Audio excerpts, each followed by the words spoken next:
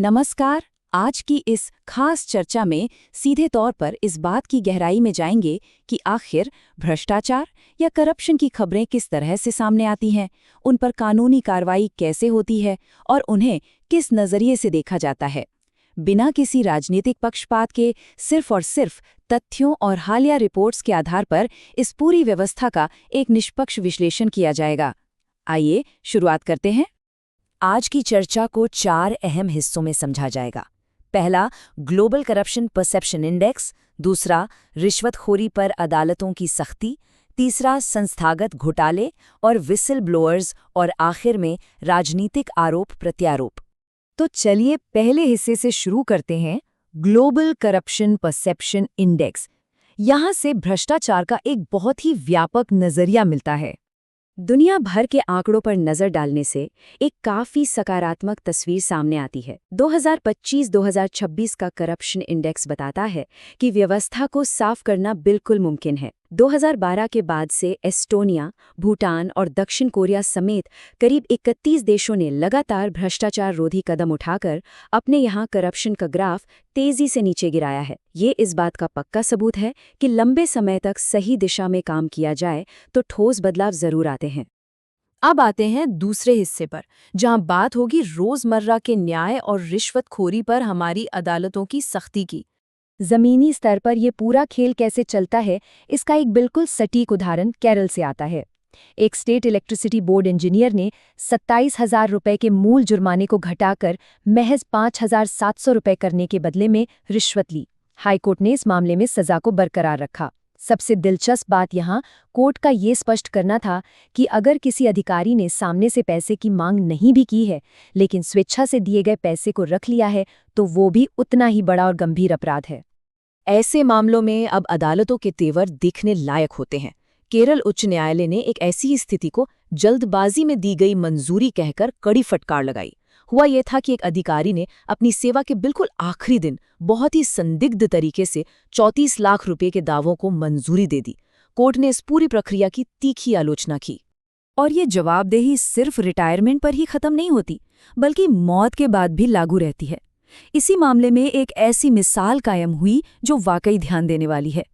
Court ने कड़ा आदेश दिया कि 17 लाख रुपए का ये भारी जुर्माना उस पूर्व अधिकारी के कानूनी उत्तराधिकारियों यानी उनके परिवार से सीधे तौर पर वसूला जाएगा।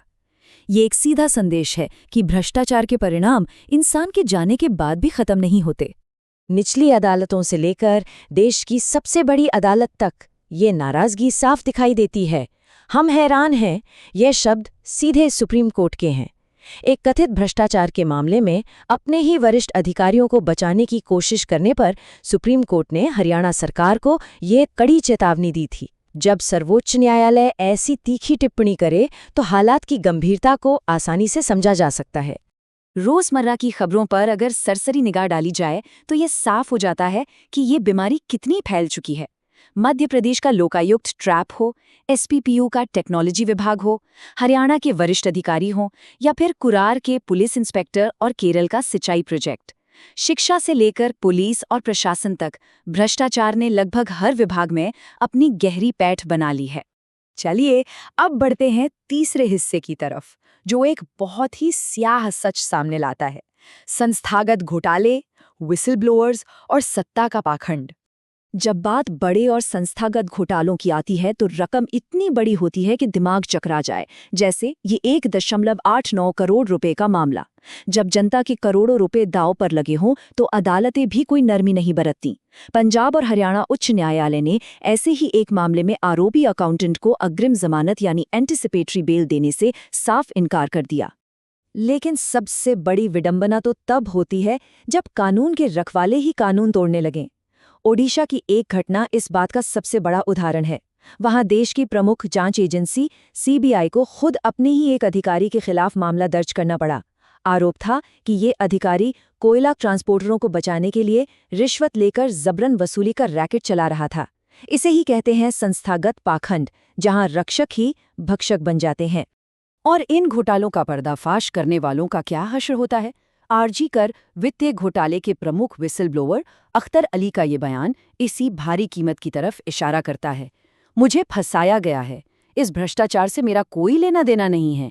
उन्होंने सच सामने लाने की कोशिश की, लेकिन अचानक उन्हें ही सीबीआई की सप्लीमेंट्री चार्जशीट में आरोपी बना दिया गया। ये एक बेहद कड़वी सच्चाई है। इन सभी जमीनी हकीकतों और अदालती कार्रवाइयों को देखने के बाद एक बड़ा सवाल खड़ा होता है। आखिर कानूनी दायरों से निकलकर भ्रष्टाचार जैसा गंभीर शब्द राजनीतिक अखाड़े में एक रणनीतिक हथियार में कैसे तब्दील हो जाता है? यही हमारा चौथा और आखिरी हिस्सा है, राजनीतिक आरोप प्रत्यारोप, यानी आरोप और बचाव का एक अंतहीन खेल। 2016 से लेकर अब तक की खबरों और बयानबाजी पर गौर किया जाए तो एक कभी ना खत्म होने वाला सिलसिला नजर आता है। एक राजनीतिक दल दूसरे पर देशद्रोहियों को पनाह देने का आरोप लगाता है, तो दूसरा जमीन सौदों में हितों के टकराव का। कभी दलित छात्र की आत्महत्या को वोट बैंक की राजनीति का नाम दे दिया जाता है। असल में ऐसे ज्यादातर आरोप कानूनी जवाबदेही तय करने के लिए नहीं, बल्कि महज एक दूसरे की सार्वजनिक छवि खराब करने के लिए लगाए जाते हैं। राजनीति में इस शब्द का इस्तेमाल कई बार इतना मनमाना होता है कि हद ही पार हो जाती है।